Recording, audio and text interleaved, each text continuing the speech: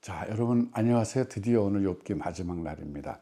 40장부터 42장인데요. 하나님께서 나타나셔 갖고 욥을 막 코너로 막 몰아가십니다. 그랬을 때 욥이 진작에 항복을 선언해요. 40장 40절부터 40장 4절과 5절 보면 보소서 나는 비쳐나오니 무엇이라 주께 대답하리이까 손으로 내 입을 가릴 뿐이로소이다. 내가 한 번 말하였사온즉 다시는 더 대답하지 아니하겠나이다. 더 이상 자기는 하나님 앞에서 지금 할 말이 없다는 거예요.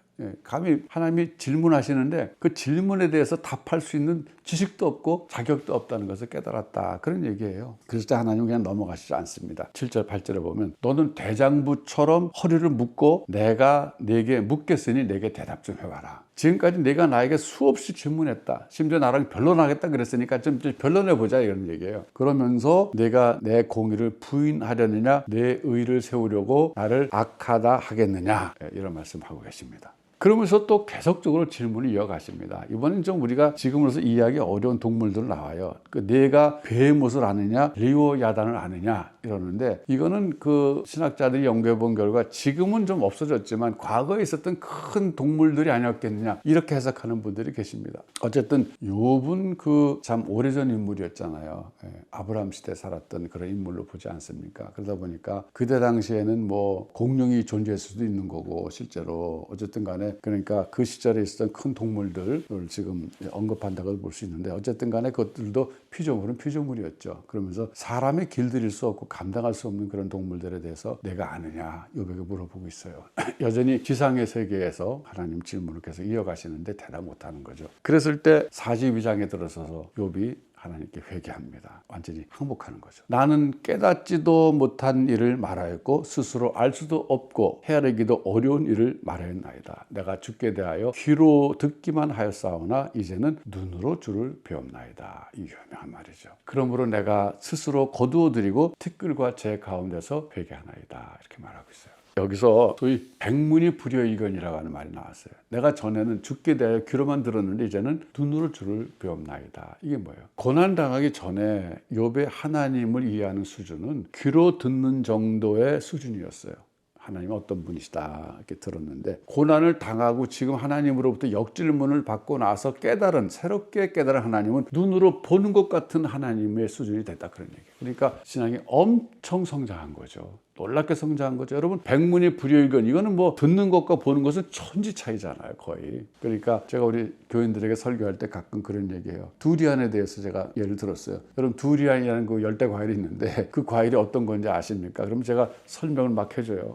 못 본 사람들은 이제 모르잖아요. 뭐 삐죽삐죽 참 나와 있고 찔 수도 있고 색깔이 누르스름하고 뭐 속은 또 뭐 황금색이고 안에 씨앗이 있고 막 그렇게 설명해 주는데 아무리 설명해 줘도 귀로만 해서는 잘 이해가 안 되는데 마지막에 화면에 딱 보여주면 아하 하고 그런단 말이죠. 그러니까 귀로만 듣는 수준과 눈으로 보는 수준은 천지 차이인 거예요. 지금 욥이 놀랍게도 고난을 통해서 하나님을 그렇게 새롭게 보는 차원으로까지 성장했다 그런 얘기 하고 있어요. 이게 정말 얼마나 큰 축복입니까?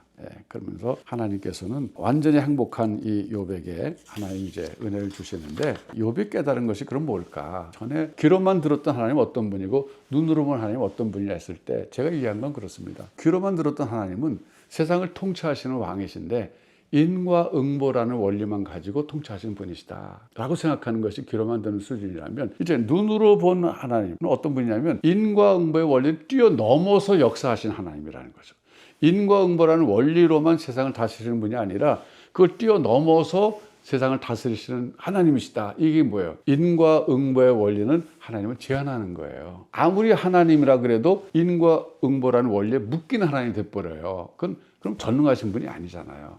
불교가 그렇습니다. 사실은 저는 불교 믿는 분들을 제가 이렇게 폄하하는 건 아닌데 그분들의 세계 신앙세계에서는 인과응보라는 원리가 최고의 원리예요. 그러니까 현재 의롭게 살아도 고난받는 사람은 전생이 없다며 그렇다는 거죠. 그 전생까지 끌어다 대야 이해가 되니까 그러는 건데 그러니까 결국은 불교의 최고 원리는 사실은 인과응보의 원리라는 거예요. 그게 세상을 움직이는 동력이 되고 그것이 원인이 되는 거예요. 그런데 우리 하나님은요 인과응보라는 원리를 뛰어넘어서 역사하시는 크신 하나님이신 것을 가르쳐주는 책이 욥기라는 겁니다. 그러면 인과응보의 원리 말고 또 다른 원리가 뭐냐? 욥이 눈으로 본 그 하나님은 어떤 하나님이냐면 인과응보의 원리를 뛰어넘어서 은혜의 원리로 세상을 다스리는 분이시다. 이겁니다. 그게 어떻게 드러나요? 악인도 은혜의 원리로 다스릴 때 구원받을 수가 있는 거예요. 그렇잖아요? 지금 신약 성경이 예수님 오셔서 하시는 말씀이 뭡니까? 우리 같은 죄인, 우리가 아직 죄인 되었을 때 그 아들 예수님께서 우리에게 죽어주심으로 우리가 구원을 받았다, 그런 얘기 아니에요. 다시 말하면 만일에 인과응보의 원리로만 세상을 다스리신다면 모든 죄인, 그러니까 우리 모든 인간이 죄인이잖아요. 다 지옥 갈 수밖에 없어요. 그런데 우리가 구원받을 수 있는 근거는 뭐냐면 하나님이 인과응보의 원리를 뛰어넘어서 은혜의 원리로 세상을 다스리는 면도 있기 때문에 우리가 구원받을 수 있는 거예요. 그게 어떻게 욥기에서 나와요? 욥이 죄를 짓지 않았는데도 고난당했잖아요. 거꾸로죠. 은혜의 원리가 뭐예요? 은혜의 원리를 역설적으로 보여주는 거예요. 뒤집어서 보여주는 겁니다. 욥기는. 죄를 짓지 않았는데도 의로운 사람이 고난받을 수 있는 것처럼 죄를 지은 우리도 하나님의 은혜로 구원받을 수 있다는 걸 보여주는 게 욥기라는 책이죠.